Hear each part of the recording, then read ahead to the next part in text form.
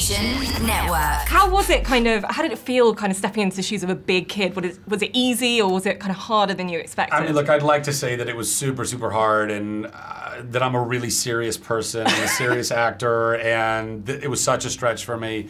But look, while it definitely had some challenges, I want to be challenged as an actor. I think you should always try to challenge yourself as a person, I suppose.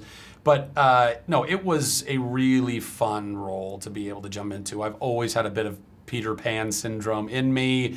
I don't want to grow up. I always want to be enjoying life and bringing joy to other people, and I think all of that just helped me to kind of slip into the character a little bit better. You're playing a 14-year-old kid. If you had the power of Shazam to go back to any age, what would it be and why?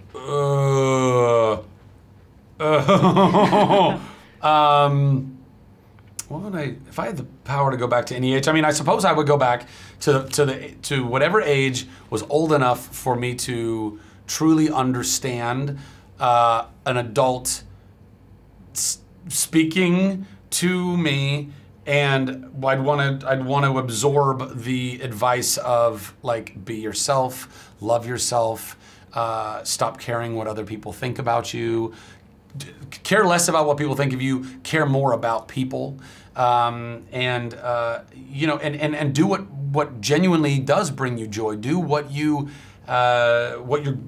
good at, and go after those things. I spent a lot of time, I think, like a lot of kids, you know, school is the first kind of socializing that you do in a big way, and along with that comes a lot of cliques and you know, groups and the haves and have-nots and the cools and the not cools, and I was in the not cool category most of my life, and all of that is just nonsense. It doesn't mean anything. All those kids whose parents were able to ingrain in them early on, like, don't worry about any of that. Don't worry about if nobody votes you to be prom queen or whatever.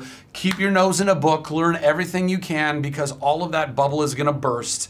And all of those kids who spent so much time in the socializing and the social aspect are then going to be kind of behind the eight ball. They're like, I wish I knew more about, you know, Chaucer, and the kids who knew about Chaucer are like, stay humble, I suppose. Yeah, well, that too. Yeah, for sure. Now, I have to ask, I read in the official synopsis that Shazam is described as having a godlike ripped body. I mean, that is quite an intimidating brief, isn't it? Yeah, it is. Where do you start with that? Well, first you have to start with the gods, and you have to look at their chiseled body. No, well, how I started was I just literally jumped into going to the gym 6 days a week and eating 3,500 to 4,000 calories a day, and I think I put on about 24 pounds in the first 2 months, and then would carve that down, and then would build more, and then carve that down, and that's been going for the last year and a half, and I have no intention of ever stopping it. I feel great. I'm so grateful that I got paid to get into the best shape of my life. And now that transformation has just afforded me so much happiness because of it, and feeling healthy and feeling strong at, you know, at 38 years of age. 38 years young, guys.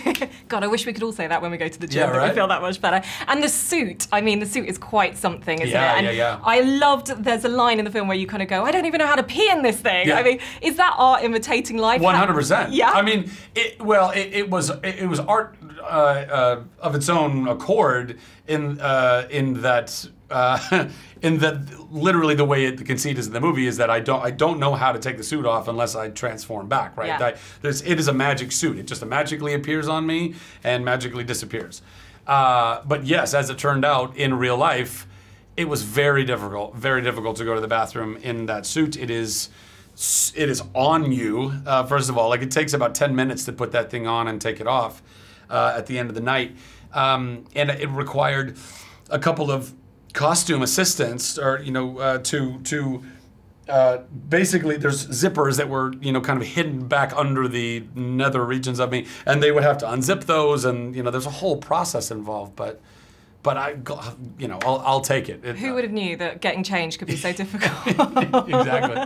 And you're obviously part of the DC extended universe. I mean, it's an amazing thing to be a part of. There are so many amazing superheroes, so many amazing villains. if you could fight alongside a superhero or fight against a villain, I mean, who would be the top of your wish list on that? I'm just going to throw out there, obviously, The Rock is... The Rock, yeah. Well, I think ultimately I would love to battle Black Adam. That's the kind of maybe most iconic fight in the Shazam part of the DC universe. But also, I think both fighting against and then befriending and fighting with Superman would be really cool, because they've done a lot of cool stuff like that in the comics and even cartoons. In fact, there's a very cool iconic battle where both Superman and Shazam fight Black Adam together and like kind of tag team it, and I think that would be a really cool thing to do. Really cool tag team. Yeah. Asian Network.